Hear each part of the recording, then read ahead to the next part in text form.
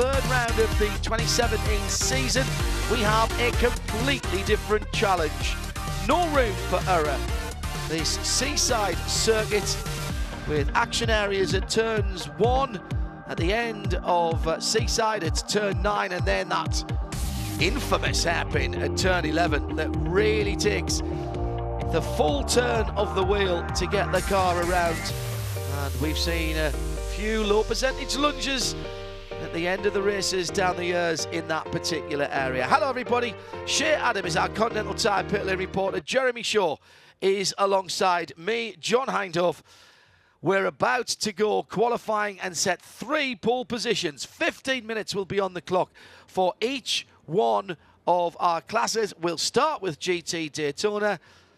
And Scott Pruitt is in the pit lane with our Continental Tire pit reporter, Shea Adam. Question, is the 15 car, is the car there with him?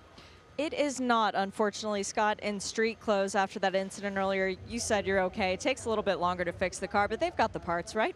Yeah, you know, it's, you know, at Long Beach, it's that kind of place. You're pushing hard, you're working hard, you're just pushing the car right to the limit all the time, and we just got into the tires a little bit. Unfortunately, it takes a little time to get these cars fixed, but, you know, GT3 guys, or 3GT guys are doing a great job, and you know, everybody at TRD and TTC and obviously Lexus and the group are doing a great job.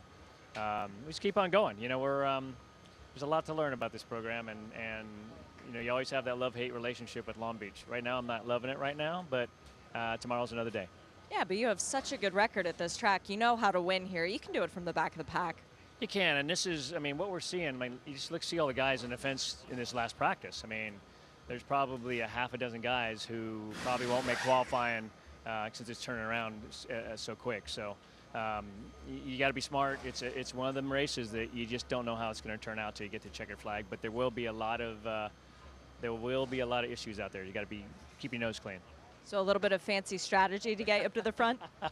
Well, unfortunately, there's only one stop in this race, so you don't have as much time as our typical 245 races.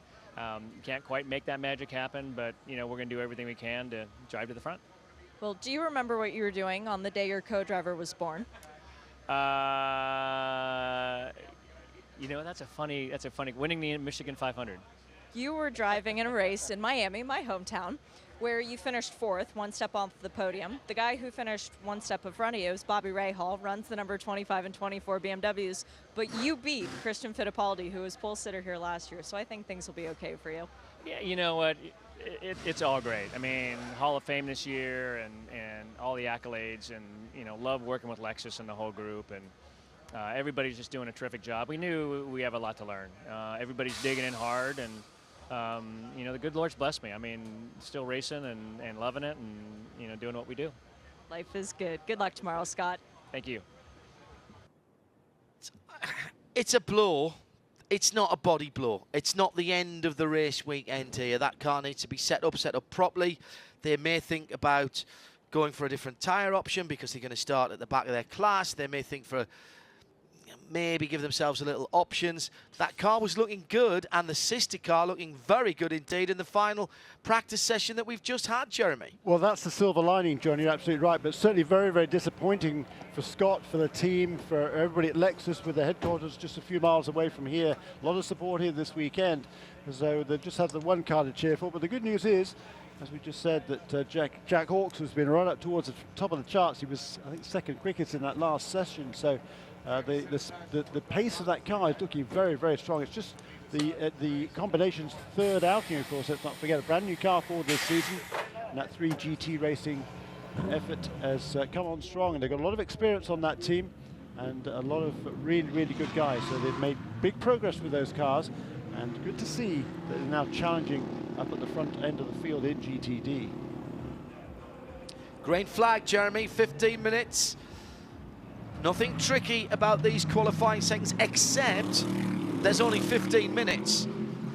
No adding, subtracting, dropping laps, getting out the slide rule. This is get out there, get your lap done, and this is going to be 16 cars on the track at one time.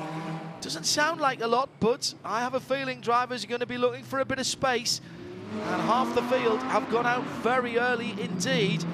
Do the other teams take a chance and sit in the pit lane looking for a bit of room?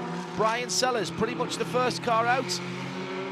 Got a couple ahead of him, but he's just easing up as he goes through turn 5 and heads up towards turn 6. Big, wide open spaces there for Brian to weave left and right, making sure that the Continental tyres on his Paul Miller Lamborghini are clean. They will have been left out in the sunshine, get as much heat into them as possible. No electric tyre warmers allowed. Braking hard to get some heat through the brake discs, the rotors and the wheels into the tyres. He's got right behind them the 63 Ferrari.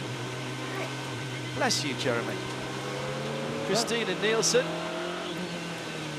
is on qualifying duty for the Scuderia. Now, Brian Sellers has been very clever indeed, left himself a bit of run. And Christina Nielsen, oh, looked like she was coming to the pits there. Yes, she is coming to the pits.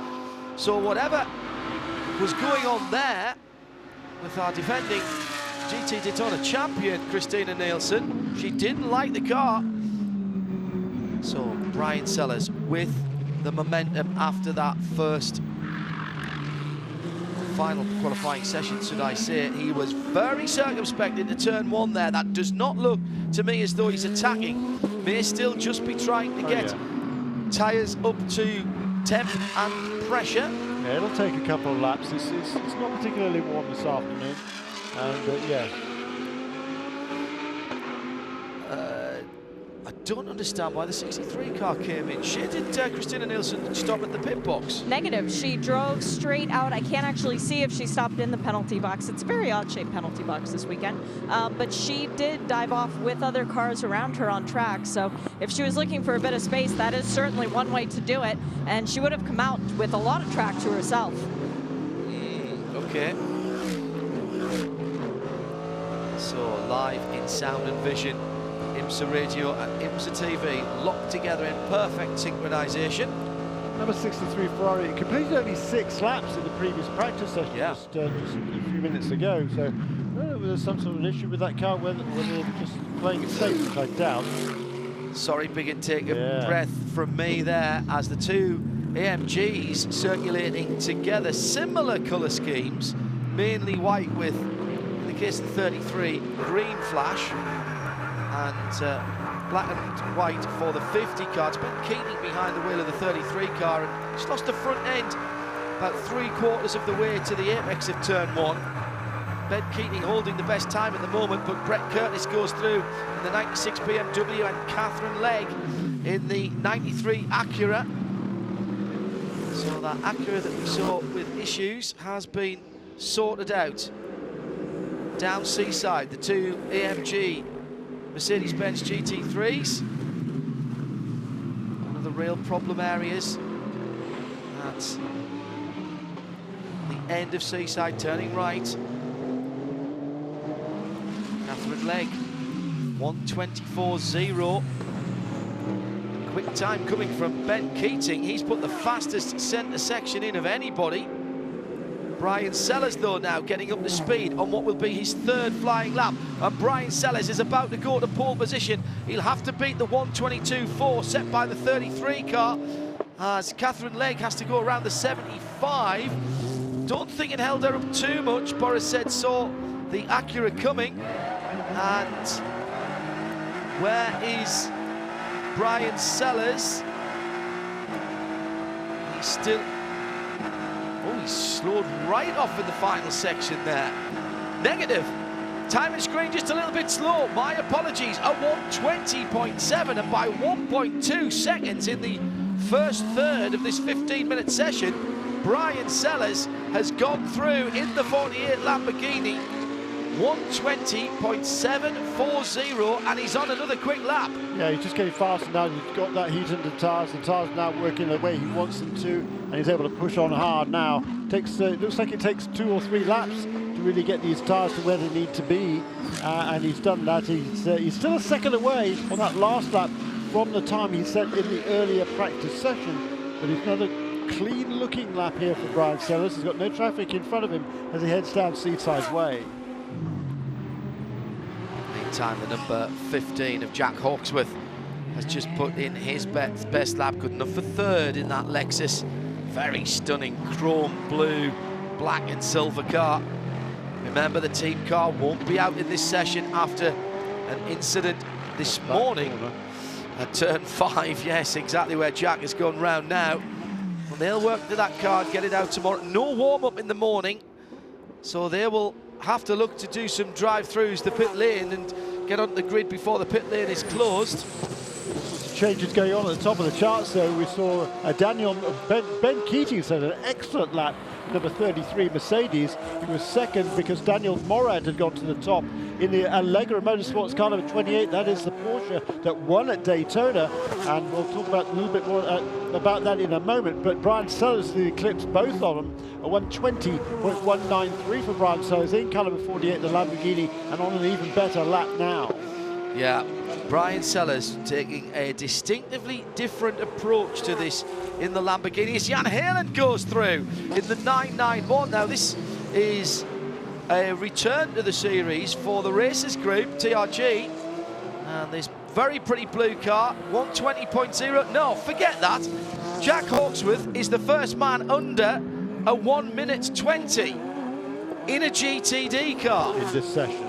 In this session, yeah, yes, indeed. 19.5 in the earlier session, 19.545 for Brian Sellers. That's the quickest time of the day in GTD prior to this qualifying session. But Jack Hawksworth has, well, almost matched out at 1:19.576. Halfway through, Jeremy, exactly with 7.5 minutes to go. And Sellers goes and does the fastest time that we've seen today, which is the fastest time of the meeting for a GT Daytona car at 19.394. This looks to me, Jeremy, it could be last man across the line, gets pole position in GT Daytona. This is brilliant entertainment. Fascinating qualifying session. That's Ben Keating off the road into the escape road. I think that was turn, yeah, it is, that's turn 6. So he's got that car back underway again, or he will get that car back underway again, trying to find reverse gear. But it's a great lap by Ben Keating a few minutes ago, but he's all dropped all the way down now to 7th place. And Daniel Morad, who we were talking about just a few moments ago, in car number 28, is down to 6th. Allegra Motorsports team, they weren't originally planning on coming to Long Beach, but as we're watching a replay on board with Ben Keating heading into turn 6, realising he left his brake a little bit too late, so just heads on down the escape road. No harm, no foul there. Allegra Motorsports team, they weren't planning to come here originally. Then when they put in an application, it was denied to come here because there's only a very limited amount of paddock space here at Long Beach. They're only allowing maximum 35 cars. There are 35 cars that are slated to do the entire season. Is that called the prime? Whatever it is. Yeah. They're going to be doing the full season. Anything after that, It's preferred, isn't it? preferred. That's the word. Yes, thank you. And that car was not amongst that group because they were only originally planning to do the 40 kilo Patron long distance endurance race this season. But they then decided they want to come here. Well, there wasn't a place on the entry. And then last week, Dream Racing Motorsports decided not to come here. Some apparently business commitments for Larry DeGeorge. So that team pulled out, and that opened the door for that number 28 team, Allegra Motorsports, to make the trip out here to Long Beach. It was a quick turnaround, but Andy Green there, who is the team manager at Allegra Motorsports, he's always on top of the game, and he, even though there was no rush to get that car ready at that stage because their application to come here had been denied, he said to crew, look, let's go ahead and get the car ready to go just in case. And it turned out to be right, because 2 days later, that car had to be on the road in a truck on its way out here to California. Hello to Michael Evans, watching and listening from Sydney, Australia. No clue what the time difference is down there, Michael. I struggle enough when I'm back in the hours. Back in the Daniel Morad to the back top. to the top with a 19.375.019 of a second ahead of Brian Sellers. Porsche, Lamborghini, Lexus, Lamborghini, Porsche, and Audi. Your top 6, Lawson Aschenbach sneaking into the top 6 in the Stevenson Audi. Big news for them next time out. We'll be seeing the GT4 version of the Camaro racing in the Continental Tire Series at the Circuit of the Americas. So next stop on the IMSA Tour. No improvement there for Brian Sellers next time around. It was at 1:19.9. That's more than half a second away from the best time that he has done. So Daniel Morad with inside the final 5 minutes now. It's Daniel Morad in car number 28, the young Canadian. I suppose he's not really particularly young these days. He's 26 years old. Is Daniel Morad from Markham, Ontario, the suburbs of Toronto. Good to see him have an opportunity in these cars. An open wheel star he was coming up through the ranks. He was pretty much out of racing for a year or two. He raced in A1 GP, by the way, for Team Canada for a little while, but got an opportunity for the last couple of years to come back in the Porsche GT3 Cup Challenge up north of the border, and won that championship last year, and now is driving. He got this opportunity with Allegro Motorsports to drive in GTD, and started his IMSA WeatherTech Championship Sports Car Series with a victory at Daytona. And now here he is at the top of the charts in qualifying at Long Beach. Well, 3 minutes to go. Has Brian Sellers got something, as he did a good first sector last time, indeed the fastest that he, or indeed anyone, has done, but couldn't follow that up in the 2 other sectors. They're very short sectors on a very short lap here, 25, 26 seconds, 30 to 31 seconds, and then between 24 and 25 seconds in that order. The 28 car, resplendent in its multicoloured livery. It really is fantastic. Can I have the 1/43rd scale, please? Because that Allegro Motorsport car, and Daniel Morad, who has a history of Porsche GT3 Cup races behind him, and he's been very handy in that in his relatively short sports car career, and that has clearly prepared him very nicely indeed for GT Daytona and the full house GT3 car. So Morad from Sellers by 0.019 of a second. 1.119 for back is Jack Hawksworth in the Lexus, then the Lamborghini, second Lamborghini that is, Corey Lewis. That was a good lap from him as well, under 120, and the 5th car under 120 is Lawson Aschenbach, the 57 Audi, and Jan Halen is the 991 car in 6th position. So now 0.5 of a second covering the top 3 rows of the grid, 6 cars. Confirmed, by the way, that the 63 coming into the pit lane earlier on with Christina Nielsen was a penalty. I haven't found out what that's for yet, but that was a penalty for the 63 car. That might have been an indiscretion in the earlier session that made them come in and miss part of the session. Since then, Christina's gone back out now. Now it shows that 7th fastest in GTD with that number 63 Ferrari, and Catherine Legg is 9th position in number 93 Acura. So two ladies in the top 10. Good to see Catherine fractionally ahead of her teammate Ozzy Negri in the second of the Acuras.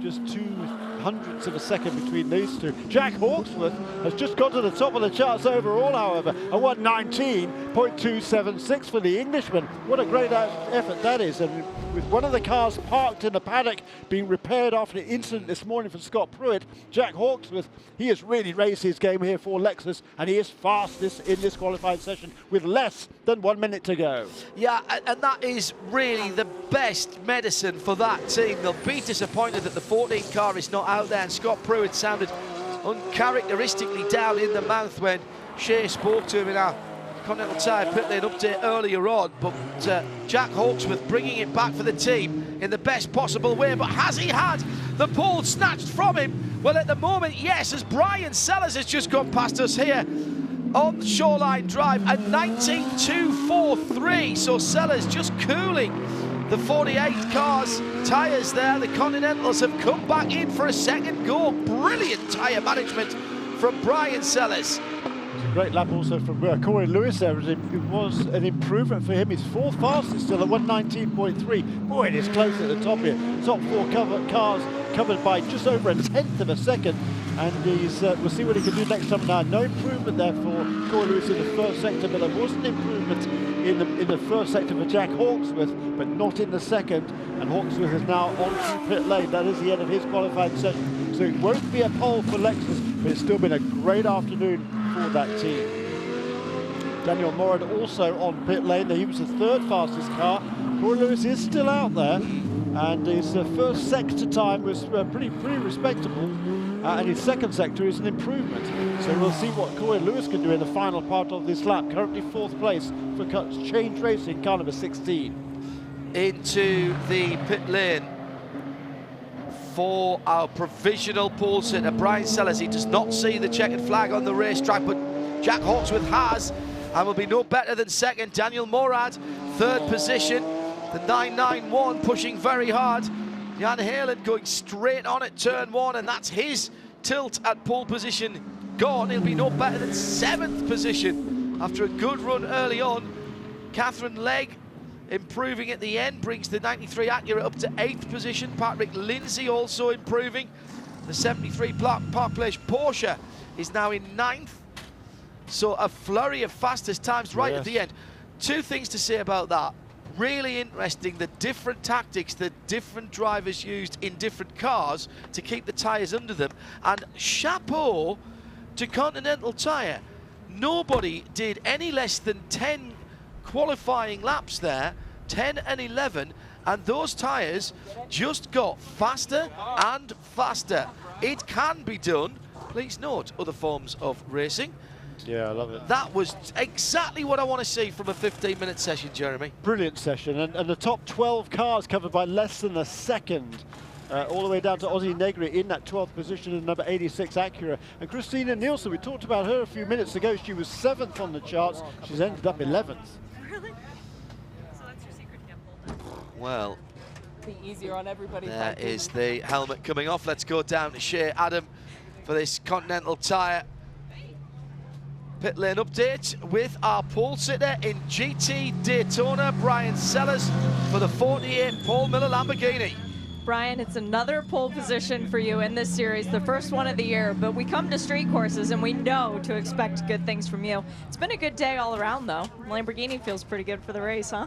Yeah, I mean, we're pretty good. Definitely, I thought after the mock qualifying, we were a little bit safer, and then the last lap, I mean, that's it. We have nothing left. I thought it was still a little bit short on the predictive time when it came by, but lucky it was just I got a good shot off the last corner, and it worked out okay. But it'll be a tough race tomorrow. It's good. It's really close. A lot of good guys.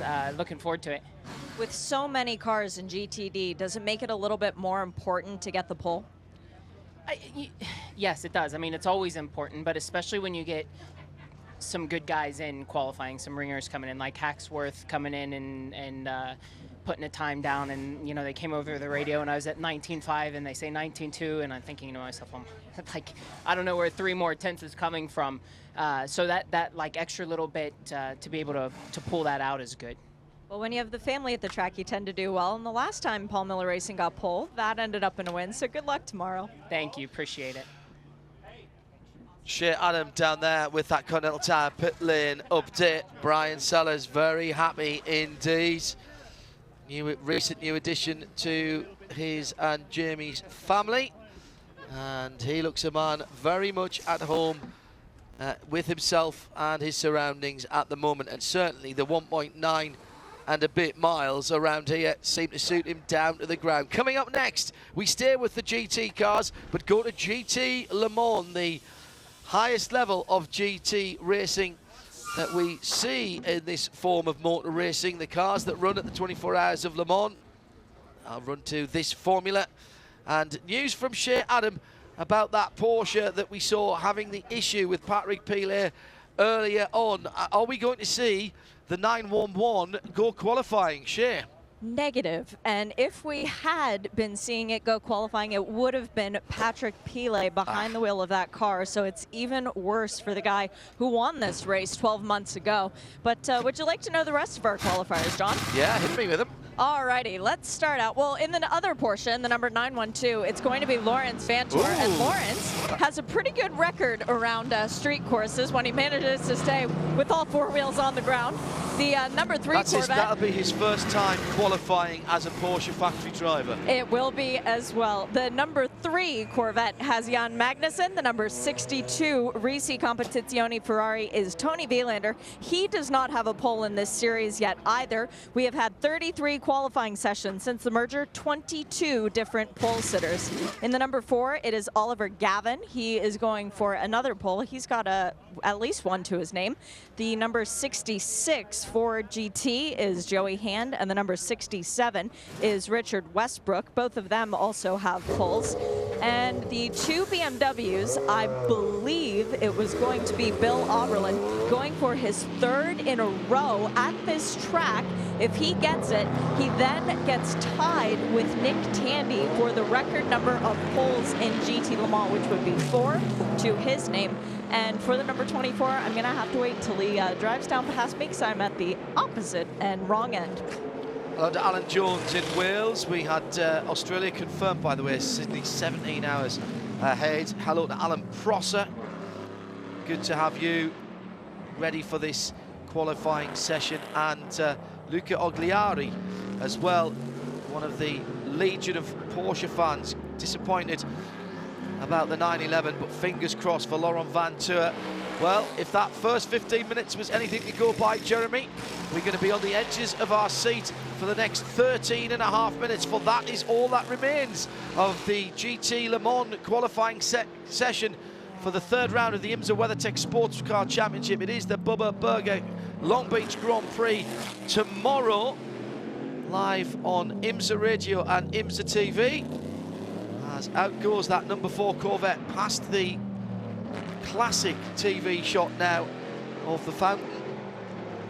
And the Corvette looked particularly well settled over the bumps in that last free practice session that we had that finished, what, half an hour ago. Indeed so, and it was Oliver Gavin who set the fastest time in that second practice session, a 1:17.452. That is still a couple of tenths away from the record set a couple of years ago here by Bill Oberlin, the local resident from Redondo Beach. You'll be at the wheel of the number 24 BMW today as well, but I think his 25 car, excuse me. I think his chance of getting the pole again and extending that streak are pretty slim. The BMW hasn't quite had the pace of the other contenders this season in the first 2 races at either Daytona or Sebring, but of course this is a completely different racetrack, and this is Bill Oberlin's pretty much hometown, so he's going to be highly motivated to get another pole position, no question about that. Now, will these cars take the same approach, running on different tyres? Of course, this is the only class that has an open tyre formula now. As it happens, the teams have all chosen Michelin rubber here, but we have had in the past other tyre manufacturers, including in the most recent past Falcon. Another different tyre manufacturer putting their rubber down onto the streets of Long Beach, and there have been times in the past when one rubber compound doesn't work very well with another, and all of a sudden the track that you were driving on earlier in the day has changed markedly. Ollie Gavin sets the early pace with an 18.8, then an 18.3 for Laurent Vantour going down through turn number 1, staying away from the curb there. Nice late turn in, giving him a straight line exit. He could get on the power and let that flat 6 engine, some things might change in a Porsche race car, but a flat 6 engine note is still something to behold in it. Oh, he's so close to the wall on the exit of 5 as he hit the bump, just coming off the apex really hard. Could not have been more than an exercise book's width there between the left rear Michelin and the very hard concrete wall. Jan Magnussen goes to the top now with a 1:17.936.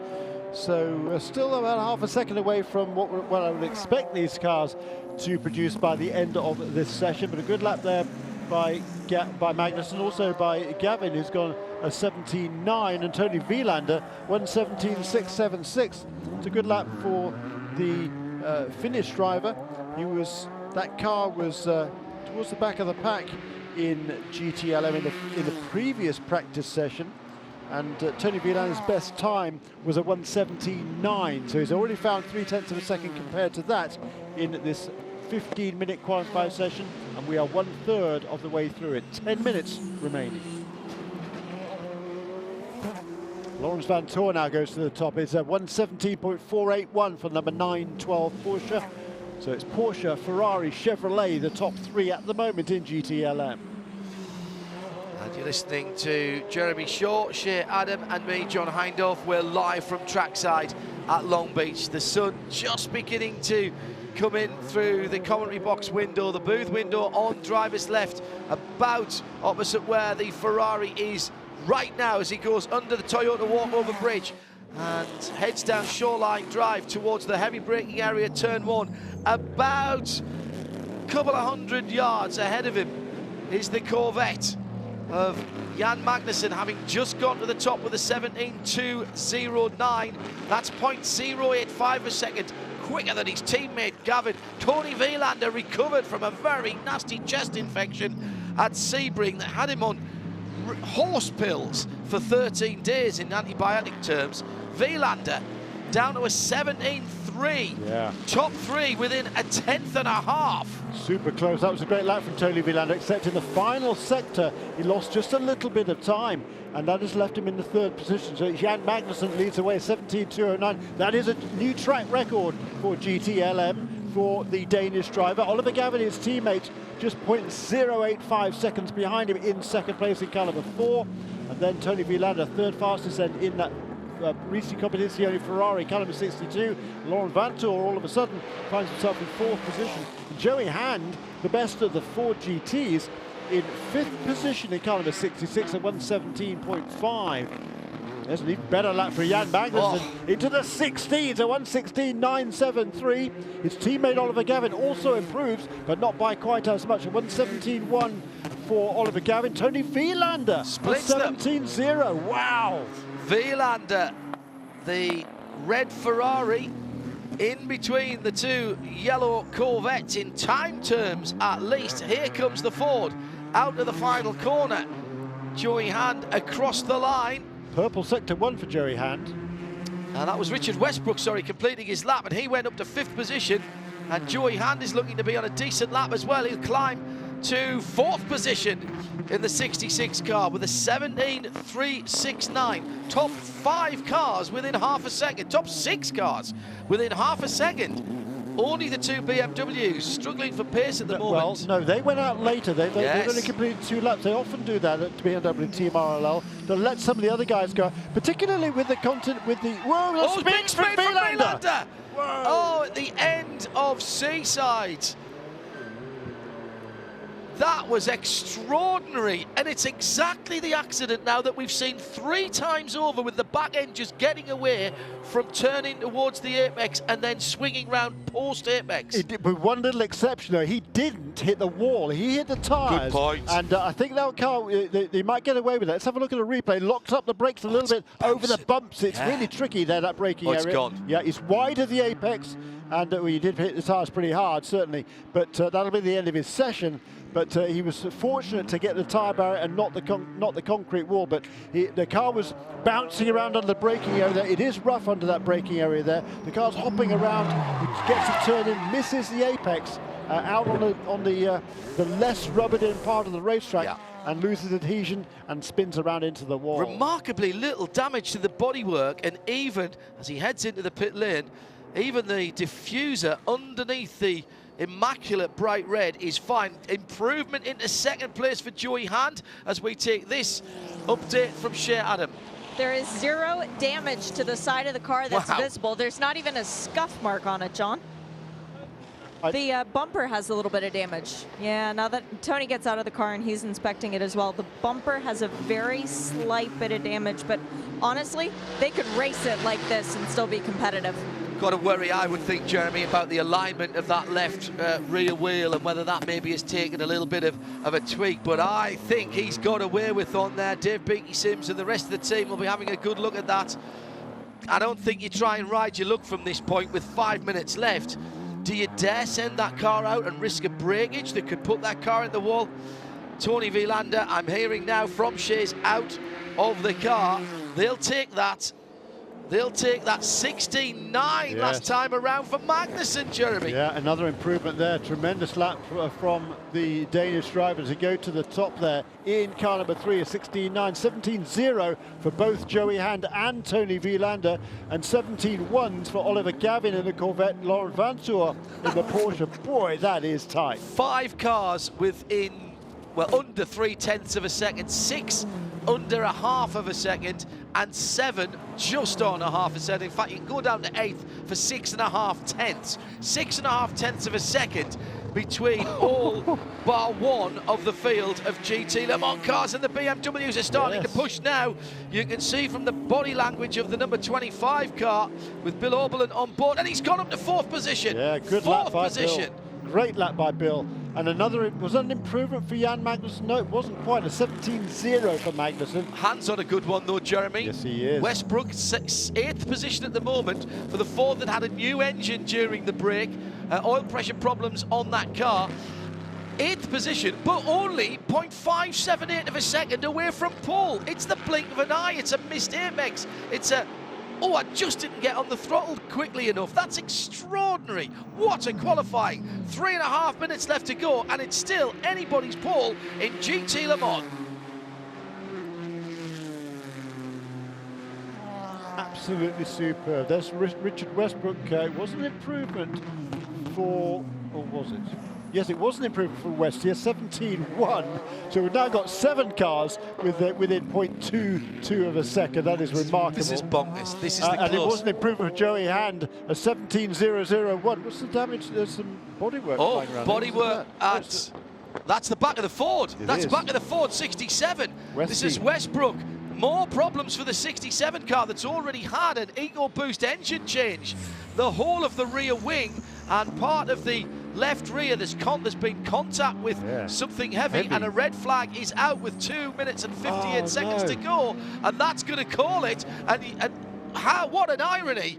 The 2 big American brands are at the top, and one of the Fords is handing pole position to Jan Magnussen. Would he have been caught? I'm not sure, but Joey Hand was on a super quick first sector and was up on the Great Dane. Now, what happened with Westy coming through to turn 5, turned in, hit the bump, and we've seen this accident before as well. That was the Scott Pruitt accident replayed. That's remarkable. He just grazed the left rear on the end of the tyre stack on the exit of turn 5. And he just plucked the rear wing and part of the bodywork off the back of that Ford GT. And the reason we're under red is because of all the debris that's left in the middle of the racetrack on the exit of that corner. So no really option here for the officials other than to throw the red flag. There's a wing, there's part of the bodywork all right on the racing line at the end of the exit off turn 5. How quick can that damage get put? We've got, I mean, if you went round on a banzai outlet, can we get this back to green? 146, 145. The debris is being picked up. Is anybody at the end of pit lane if this goes green? No, I don't think they're close enough to the end of the pit lane. But that was a double whammy for the Ford GT team, because not only did it take out Richard Westbrook, but also, as you were describing there, John Hindhaugh, the number 66 car, Joey Handy, he was on an absolute flyer, purple sector in sector 1. That's the fastest of anybody in that first part of the racetrack, but that lap had to be aborted because of the red flag. I watched the IndyCar session earlier on, and also the Can-Ams, which were awesome earlier on as well, Jeremy. And now, I wasn't here last year. I was on other duties, and I was here 2 years ago, and many years before that. I think the bumps are worse this year. I really do. In certain areas of the circuit, that one at turn 5, certainly the one in the braking area for turn 1. The Indy cars seem to be getting off the ground a lot more. Maybe it's something to do with the suspension settings. I don't know. But Jan Magnussen comes into the pit lane and will claim pole position for Corvette and for the number 3 team. That's his 3rd. My goodness me. Doug Feehan, the program manager for Corvette Racing, comes out. He's a happy man indeed. Let's go down to Shea Adam and get this update from her as we have still one pole position to come. The prototypes are next. We've got a Lamborghini on pole for GT Daytona, and GTLM has a Chevy Corvette. Well, for Jan Magnussen, pole at Long Beach is not anything new. We have actually had 2 drivers since the merger who have managed to get pole position at Long Beach. Bill Oberlin, who claimed it in 2016 and 2015, and it was Jan Magnussen who took it back in 2014. Checkered flag is now out, so it is now official. Jan Magnussen, the last time we talked, you had just won the 12 Hours of Sebring. You kick it right off with another pole. You are happy, aren't you? Very, very, very happy. Great qualifying, obviously. Car was fantastic. Pushing, we had a good qualifying simulation in the practice just prior. Found some small things, changed, look at some data. Told myself, you know, it's not my car anyway, so I'll go. See what happens. World's most expensive rental car then for you. In terms of the red flag coming out, though, you might have needed a little bit something extra. Did you have it in the car? Well, I was on a cool down lap. I'd just done 2 fast laps in a row, and I needed to try and cool the tires. I could feel the third one wasn't on. So usually if we cool them, we can have one more shot.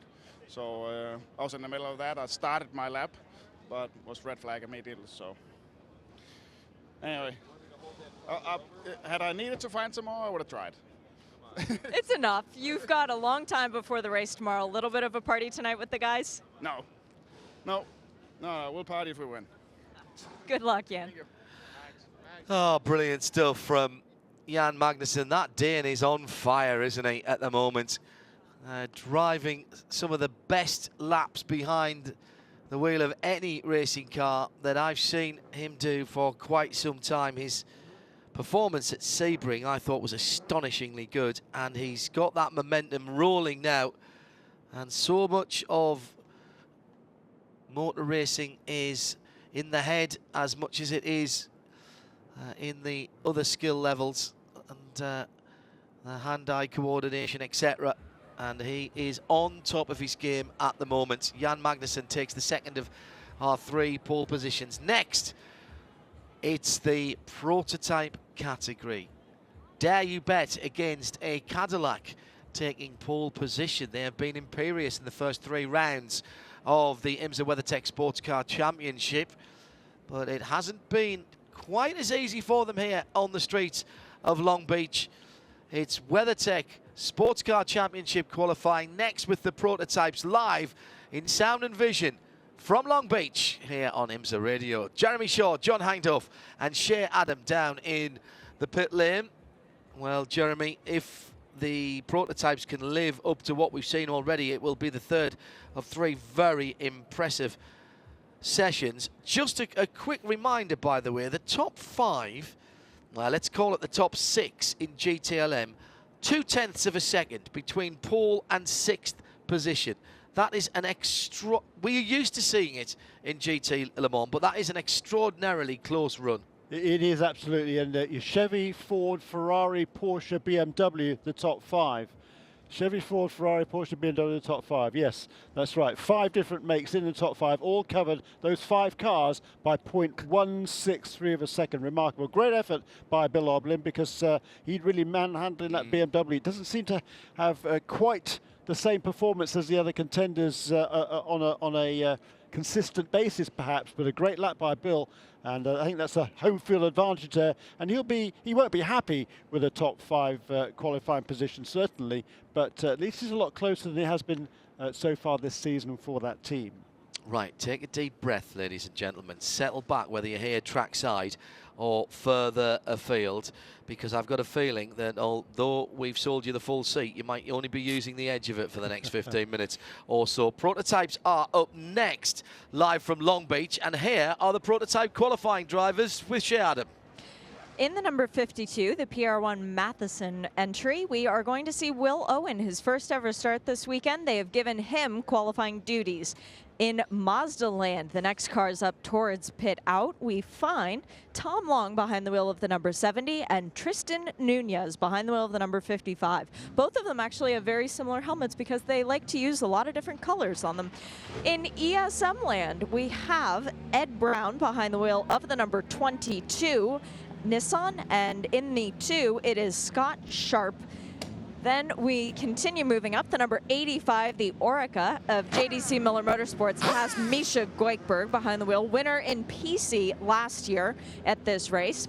And then up in the Cadillac realm of things, Eric Curran, the 2016 prototype champion, is behind the wheel of the number 31. Christian Fittipaldi, who sat on pole here last year, is behind the wheel of the 5. And in the number 10, we find Ricky Taylor. I love the sound of air gun in the afternoon.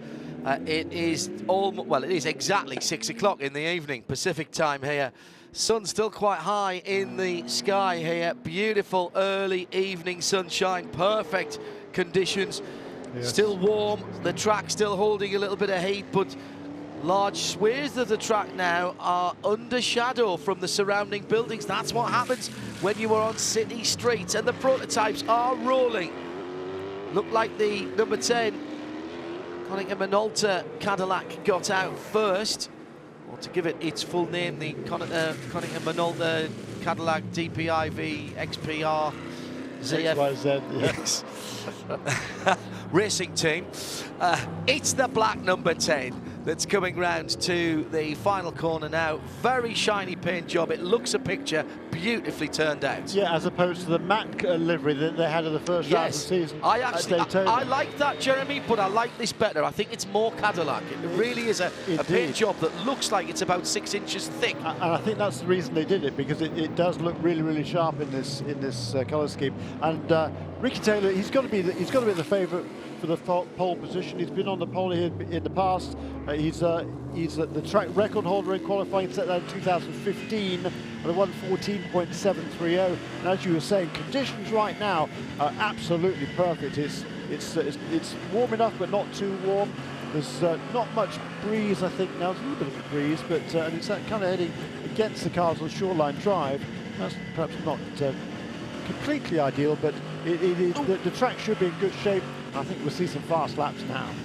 And the back end of the Cadillac just getting a little lively on Ricky Taylor as he turned left onto Pine and now right onto Seaside, coming down to that big danger area at turn 9, gives the inside curve a wide berth as he's winding up. This is his first flying lap. Don't expect to see this break any records. You're right, and I think as with GTD, on the Continental tyres, it'll take a few more laps to get these tyres up to where they really need to be in terms of operating temperatures and pressures. I would expect laps 4 or 5 or 6 perhaps to be the best laps for these guys. Maybe more than that, but it's an interesting qualifying session, but it'll certainly be 2 or 3 laps before we see some really fast times. Or 3 or 4 laps, I should say. Yeah, Christian Fittipaldi is in fact the quickest of the prototypes at the moment.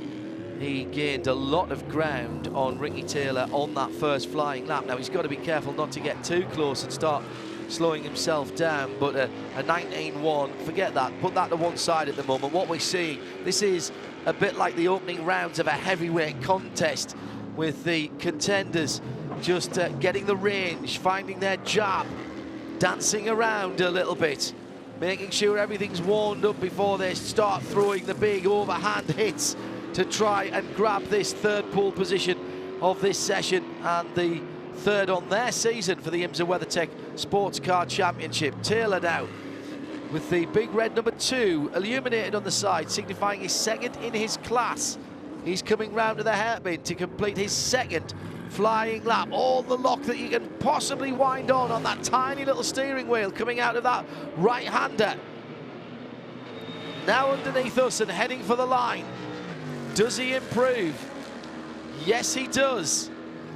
Goes to a 1:15.940, a 16.5 for Fittipaldi, an improvement for him.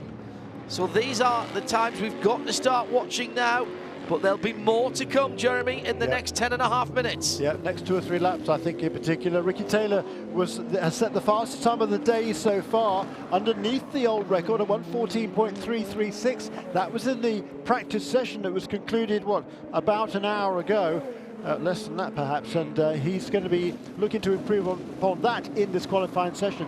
Looking at number 55, Mazda, that also ran well in that final practice session. Jonathan Bomberito turned a 1:14.9. That was second quickest. How much more speed is there in that little Mazda prototype?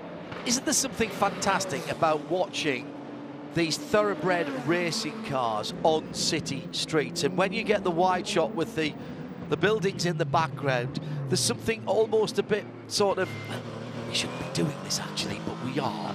And I really love that about street racing. And Long Beach, one of the best exponents of it down through the years, has Taylor Nunes now in second place for that Mazda, but not for long as Fittipaldi goes through. Now just under 3/10 between 10 and 5, the two Cadillacs. That was an improvement again for Ricky Taylor, 1:14.778. What's the qualifying record here, Jeremy? The record is a 1:14.730, so fractionally outside that on that lap for Ricky Taylor. He now goes purple in sector 1, so I'm going to predict that's going to go. I'm going to predict that's going to go. I don't think I'm putting anything on the line here, and I think if I went to the local bookies, we wouldn't be getting long odds on that. And there's been a frustration there for Tristan Nunez, trying to get around Ed Brown in car number... Is that Ed Brown? Yeah, it is in car number 22, who is not completely up to speed. There's Eric Curran, turn 1, gone on. Another visitor to the escape road. I tell you what, if you were charging a couple of dollars for them to do the U-turn round there, you'd be well in pocket at the moment, wouldn't you? Yeah. And again, just being purple again in sector 2 for Ricky Taylor, so this is another great lap by the young Floridian. Is it ever? Wow, it's a 13.6. 27.2, 27.6, sorry, 24.2, 27.6 and 21.6, and that has just smashed the qualifying record. He hasn't just broken it, he's taken it up to 30,000 feet and smashed it onto the ground. Yeah, I mean, Christian Fittipaldi's got to be pretty pleased with his 1:14.422, but he still finds himself 0.8 of a second away from Ricky Taylor. Yeah, he's just taken 0.3 out of the existing qualifying record, Fittipaldi, and he's 0.8 away from pole. Yeah. This is a masterclass from the Konica Minolta Cadillac Racing team with Ricky Taylor, and what a job they've done this year. Here's the 52 car coming round to finish its lap with Will Owen behind the wheel. Smart move, I think, from the team. Will, the least experienced of the drivers, and not perhaps going for pole position here, but using this session, but basically get another 15 minutes of practice in. Absolutely. And I absolutely understand why they're doing that. Misha Goikberg, the bright yellow 85. That car looks brilliant, that Oreca, in that bright yellow colour. Really got a bit of a throwback to it with that very rounded windscreen and the upright front fenders. Does look like a car from another age from the straight-on view. Popping and banging as the cars go by. That was a Mazda going past us. That was Tom Long improving his time to a 16.0, good enough for 6th position. And Misha Goikberg, in fact, just displaces him now in that 85 car. Ricky Taylor's on another quick one, Jeremy, as Christian Fittipaldi has got down to a 14.1, but that's still half a second away. But Ricky Taylor putting in, he's already 0.4 quicker than Christian Fittipaldi in the first sector alone, and if he gets another clear lap, we could see something close to a low 13 or maybe a high 12. That's an amazing effort by Ricky Taylor. He's looking to score his 3rd consecutive pole here on the streets of Long Beach. Stand by if you're trackside, take a step back from the fencing at the moment, because Ricky Taylor is tearing this track up in the number 10 Cadillac. An extraordinary run as he's in the final sector now and comes through a 13.5, and he didn't even do his own best 3rd sector. There's more to come, is there, from Ricky Taylor? Fittipaldi does not improve. Tristan Nunez gets the Mazda up to the outside of row 2. That's a good effort as well. Eric Curran on a good lap. He's improved his time, but only good enough for 5th now. But he's on another quick one. But they're all a second and a half away from Ricky Taylor. 13.5 for Taylor, 14.1 for Fittipaldi, 14.5 for Scott Sharp. That's a good effort in car number 2 for Extreme Speed Motors. That's one of the 2 Tequila Patron cars. Tristan Nunez 5th, Eric Curran is 5th in the defending series champion, car number 31. Not the same car, of course, from last year. New cars this season in the prototype category, but Eric Curran and Dane Cameron were the champions last season in the prototype category. But he's 1.6 seconds away from that remarkable time set by Ricky Taylor. He's the only guy in the 13s, and 1:13.549. There's only 2 drivers in the 14s even, Christian Fittipaldi and Scott Sharp. As I lie, because who is that? Tristan Nunez jumps up into the 3rd position. Wow! In Mazda car number 55, a 14.391 for the another young Floridian. This is another good run from him. It's Florida residents 1, 2, 3, 4 at the moment. Ricky Taylor, Christian Fittipaldi, Tristan Nunez, and Scott Sharp. Oh, and what we should say, of course, is the Visit Florida car, ironically, not out there at the moment, having had an accident in the earlier session that has kept that car from coming back out. This is the number 90 car that we were hoping to see. It's been getting steadily quicker. So 3 cars will not have qualified. The 90 Visit Florida, the Lexus of Scott Pruitt, the 15 car, the 14 car, and the Porsche number 911 of Patrick Pilet. Two of those 3 cars we will see in action tomorrow, we expect at least, but the number 90 car, not so. The tub damage, irreparable for this weekend, so huge disappointment for that VisitFlorida.com team. They've had so many, they've just had niggling little things. They had a good run at Sebring, and they've run well in both the races, but they haven't been had the pace of the other contenders. It just been some one niggly thing after another for those guys. But lots of brake pressure at the front of that car. Yeah, I was talking to the team about that. They don't really know what caused it, because when they got the car back into the pits, the whole braking system was absolutely fine. Nothing wrong with it whatsoever, but they can see on the data from that lap. The wheel speed sensors will tell them straight away. For some reason, just did not work. Did not work. Down into turn 1, I had a word with Renger van der Zande after the incident, and he was his usual cheerful self, amazingly, but there was a look of bemusement in the driver's face about what happened, because he really didn't know, couldn't think he'd done anything wrong. I wonder if there's something going on with the brake balance, the brake bias. I did know another racing car a while ago that had an issue with that. That was a GT car, in fairness. It had an issue with the brake balance adjusting itself and then adjusting itself back, which was tremendously off-putting. Required a bit of machining on the brake balance bar. The session has just over 120 seconds to go. Here comes number 5, Christian Fittipaldi, for the Mustang sampling team. He's on a personal best, Sector 1 and Sector 2 for Christian Fittipaldi, but I don't think he's going to get close to Ricky Taylor. It should be an improvement if he completes this lap. He doesn't actually go faster in the 3rd sector, but he does get into the 13th, Christian Fittipaldi, 1:13.955, so 4/10 of a second adrift of Ricky Taylor in car number 10, who's in. He's called it a day with 1:45 seconds to go. We got excited, Jeremy, about how close GT Daytona and GTLM were. That is tremendous entertainment. I'm entertained in a different way by what I'm seeing here. That drive by Ricky Taylor, stupendous, and everybody else driving the wheels off these prototypes, trying to get somewhere near, because if Ricky can pull out those kind of times in the race, now we don't expect him to do exactly the same right the way through the race, but at the moment that will have tongues wagging up and down the pit lane here at Long Beach. The Cadillacs all slowed down significantly again after Sebring, but still having the ultimate pace, at least, I was going to say over a lap, but this has been over 15 minutes. Yeah, no, they're still looking super strong, aren't they, the Cadillacs, and they've got this big, long, tall first gear that they've been mandated to use by the IMSA officials. That's an attempt to eliminate some of the torque advantage that those big 6.2-litre Cadillac engines have in coming off the corners here, but doesn't seem to work, does it? Because Ricky Taylor there has done a great lap. Christian Fittipaldi second, also for Nissan. He's improved again, though. He has. 13.7 for Christian Fittipaldi. So now only 0.2 of a second away from Ricky Taylor. And he's got across the flag. He's on his last lap now. Misha Goikberg just improves and pulls the Orica up to the outside of row 3. And he's got through for another lap as well.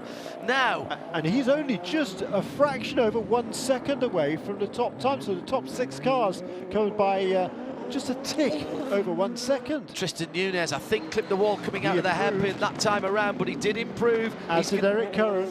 They're both getting a little closer, inside a second from the pole sitter now, as Nunez goes through a 14.1, and he goes to third for the 55 Mazda. Has Curran got anything back? He's the first guy to see the checkered flag. Curran, I think, is headed for the pit lane. Yes, he has. He must have seen on his dashboard. No, you get the checkered flag, and then the checkered flag, you don't have to complete the lap. You can come straight into the pits. Right. And still the lap will count. Okay, well, Curran isn't marked as seeing the checker, interestingly. So that couldn't have been Curran. That must have been the 52 car of Will Owen coming in. I saw in the sunshine a white prototype, so that must have been the Ligier. So Eric Curran is still out there. Christian Fittipaldi doesn't improve on his last lap, but Misha Goikberg does. It goes up onto the outside of row 2 for the bright yellow 85 Orica. Eric Curran, the last man on the track, can he get back onto the second row? Can he do something even better than that? He needs to find a couple of tenths to be back on the second row. Wow. He's in the final sector now, and he's on a decent run, and he comes through. He doesn't improve.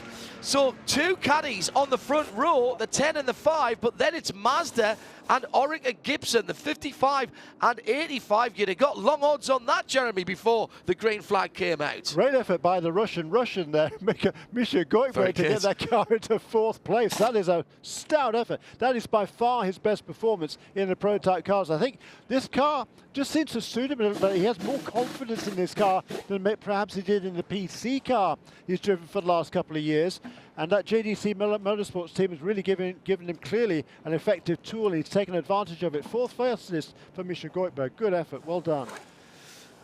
Shea Adam is down there in the pit lane as Ricky Taylor pulled in early. Must have been a little bit worried. I saw a second or so disappear, but 2/10 here is still a very good run indeed as Christian Fittipaldi takes off his helmet. There's a talking to his teammate Joao Barbosa there, and there's a certain amount of resignation there. I think he tried hard. Ricky Taylor has the big smile and the pole position for the 3rd round of the IMSA WeatherTech Sports Car Championship. He'll lead the field to the green flag in the Bubba Burgers Grand Prix at Long Beach.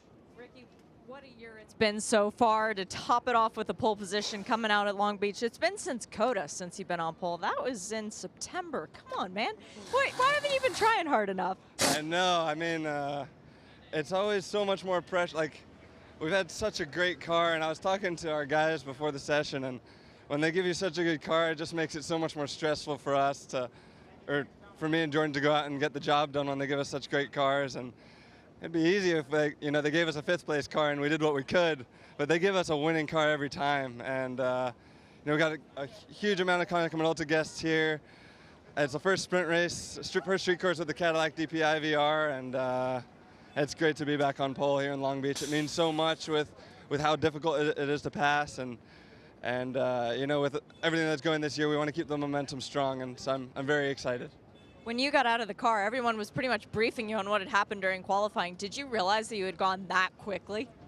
I knew the time came, like we did the time early, and I knew it was a big margin, but as the fuel was burning, it was getting faster. But I didn't, the question was, do we pit and save tires, or do we stay out there and make sure we're out there when they're out there? If they beat us, then we can respond. And when Fittipaldi was out there doing a 7 and his sectors were looking good, I think we could have maybe gone a bit faster than we did, but that was a bit too tense for me. But now you still have plenty left in the Contis for tomorrow's race, yeah? Yeah, I mean, the Continental tires, like we saw in Sebring, they did a stint and a half, and without issue, and so we'll have one new one for the race. After qualifying, we get to change one, so yeah, I've got a lot of confidence in our Continental tires. Okay, big question. We saw during Sebring that you guys had to make more frequent pit stops. Is tomorrow's 100-minute race a one-stopper or two? It's definitely a two-stopper. Like you'd have to save major fuel from the green flag to make it a one-stopper. The tricky thing is going to come with GTD traffic. They're on a one-stopper most likely.